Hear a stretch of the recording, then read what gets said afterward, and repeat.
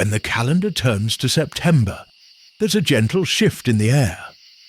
Mornings carry a cooler breeze, evenings grow shorter, and across the United States, one holiday quietly signals the turning of the seasons. Labor Day, created in the late 19th century to honor working men and women, has since taken on another role entirely. Today, it is more than a tribute to labor right. It is the unofficial farewell to summer. The holiday arrives with a mood all its own. You can sense it on porches where lanterns glow a little earlier, in markets where apples appear alongside the last peaches, and in the gentle quiet that follows once bustling vacation towns. Though never officially intended as a seasonal marker, Labor Day has become precisely that. The country seems to collectively agree. After this weekend, the rhythms change.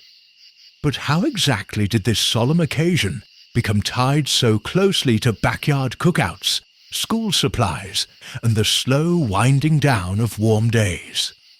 That story is one of shifting traditions, cultural habits, and evolving rhythms of American life.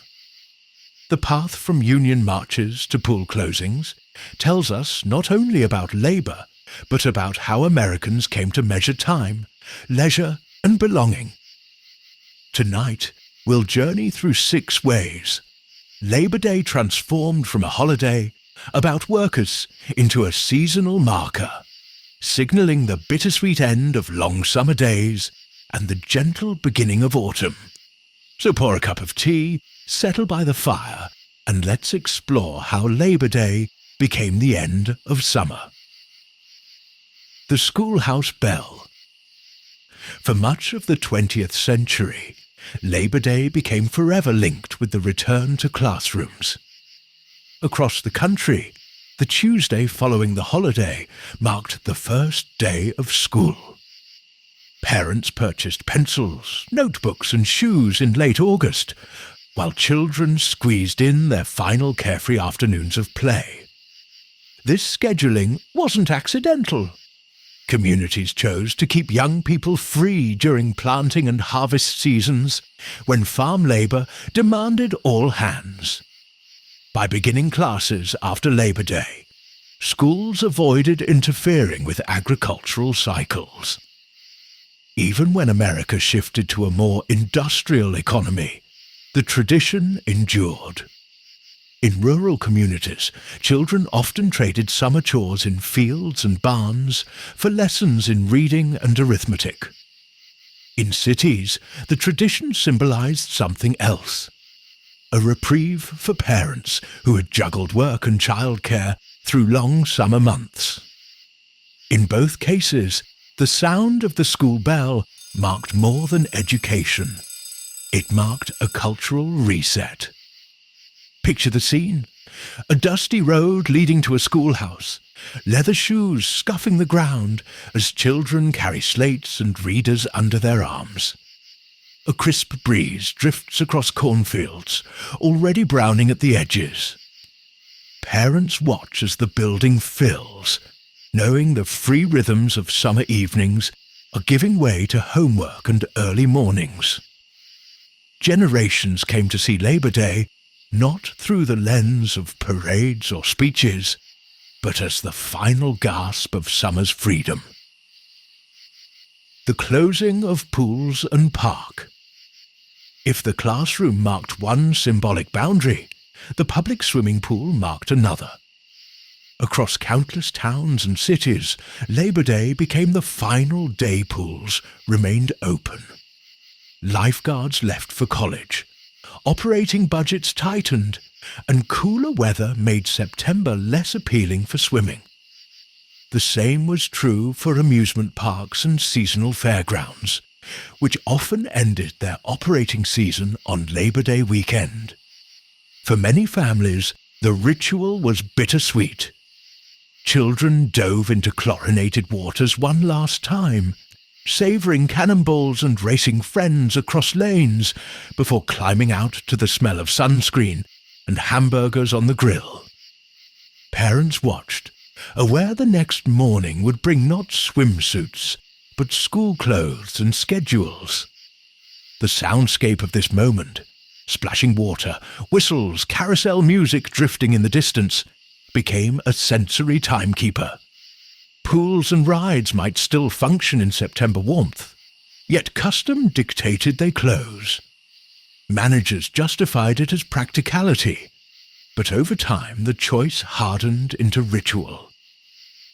Even in the south, where temperatures stayed high, the gates locked promptly after the holiday. In this way, Labor Day closures created a shared cultural calendar. The season was not defined by the solstice or the equinox, but by the clanging of chains on gates and the emptying of diving boards. To countless Americans, the closing of pools and parks was the closing of summer itself. Fashion's calendar. No white after Labor Day. Perhaps no tradition tied the holiday to the changing season more firmly than a peculiar fashion rule: no white after Labor Day. This etiquette guideline, whispered in magazines and echoed by stylish households, once carried surprising weight. White clothing, especially linen suits, dresses and shoes, was considered proper for summer leisure, evoking breezy afternoons, seaside picnics, and sunlit porches. But when September arrived, the tone shifted. Society pages advised darker fabrics, navy, brown, or grey. The lighter garments were packed away with beach umbrellas and straw hats. The shift had less to do with practicality than with symbolism.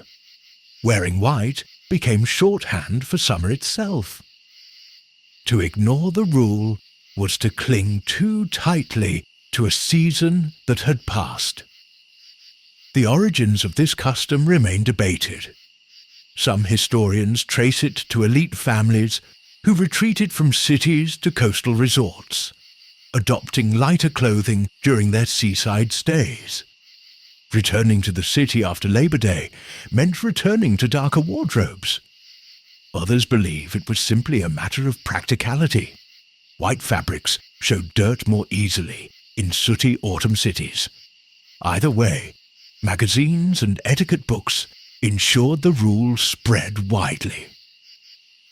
Though modern fashion has largely abandoned this strict code, echoes linger. Vintage photos show smiling couples in crisp white outfits at Labor Day gatherings, aware their attire would soon be folded into storage trunks. The custom cemented the idea of Labor Day as a cultural dividing line, when sun-kissed leisure gave way to the deeper tones of autumn life. The Great American Cookout. While May's Memorial Day ushered in the first barbecues of summer, Labor Day crowned the season with its final feast. By the mid-20th century, backyard grills and public picnic grounds filled with the smoke of hamburgers, corn on the cob, and sizzling hot dogs. Families gathered under park shelters, neighbors brought potato salads and pies, and coolers brimmed with lemonade or soda. This celebratory meal carried more weight than an ordinary weekend cookout. It was an intentional pause, one last taste of outdoor freedom before weather and routine closed in. Advertisers leaned into the ritual, promoting charcoal, lawn chairs, and picnic baskets in late August. Supermarkets displayed banners for Labor Day savings, encouraging shoppers to stock up for the farewell feast. The cookout also reflected shifting American life. In earlier decades, labor parades and speeches dominated the holiday. But as union membership declined, the communal picnic rose in prominence. By the 1960s, a Labor Day without grilling felt incomplete. For many, the smell of charcoal and sizzling meat became synonymous with the holiday. Imagine a park on Labor Day afternoon, laughter echoing from families tossing baseballs, children racing between picnic tables, a line forming for slices of pie. The smoke of the grill curls upward as cicadas buzz in the trees. To skip a cookout on Labor Day was almost unthinkable. The aroma of grilling food became the season's closing note. The rise of sales and shopping sprees. As summer waned, another tradition emerged, one shaped not by community but by commerce. By the 1950s, department stores and retailers began holding massive Labor Day sales. Shoppers flocked downtown for discounted clothing, school supplies, and household goods. The timing was perfect. Families needed new wardrobes for school and cooler weather. These promotions cemented Labor Day as a seasonal pivot. Store windows shifted from beachwear to autumn fashions, from patio furniture to coats and boots. Walking into a shop in early September felt like stepping into fall itself. Retailers eagerly reinforced the idea that the holiday marked the close of one season and the opening of another. Advertisements from the era paint a clear picture. Newspaper spreads proclaiming end of summer savings, storefront mannequins trading swimsuits for sweaters. The sales were both practical and symbolic. They encouraged households to see Labor Day as the final chance to purchase summer goods. The last call before autumn arrived in earnest. Though born of marketing strategy, these sales had cultural consequences. Shopping trips became part of the weekend ritual. Families browsed aisles together, filling carts with pencils, shoes, and coats. In this way, commerce reinforced nostalgia. Labor Day was not just about work or leisure, but about a transition, the tangible act of preparing for what comes next. Travel, farewells, and seasonal migration. Finally, Labor Day weekend became synonymous with journeys, both brief escapes and longer transitions. Families packed cars for one last trip to the beach, mountains or countryside. Highways filled with vacationers chasing a final breath of leisure. For college students, it was often the weekend of departure, when trunks were loaded with blankets, books, and hopes for a new term. Even seasonal workers, from lifeguards to camp counselors, used the holiday as a departure point. Resorts and summer camps closed, sending young people back to cities and campuses. The sense of farewell pervaded the holiday. It was not only the end of warm weather, but the closing of a chapter, the scattering of communities built over sunlit months. This rhythm of movement, packing up cabins, leaving lakesides, saying goodbye to friends, became woven into the holiday's meaning. The travel itself symbolized transition, a ritual journey from summer's freedom into autumn's order. The sight of cars stacked with luggage or buses filled with students became seasonal markers as clear as changing leaves. For many, the miles driven on Labor Day weekend carried as much weight as the holiday itself. They were journeys threaded with memory. A last ice cream by the boardwalk, a final walk through camp trails, or a slow drive home as fireflies flickered in the dusk. And so, through school calendars, closing gates, shifting fashions, cookouts, sales, and seasonal migrations, Labor Day transformed from a holiday about workers into something more. A cultural bookmark marking the end of summer. What began as a tribute to the dignity of labor became, over time, a pause filled with nostalgia, farewells, and final celebrations. Today, when we hear the hum of a grill, fold away swimsuits, or watch children carry new backpacks, we are participating in a tradition more than a century in the making.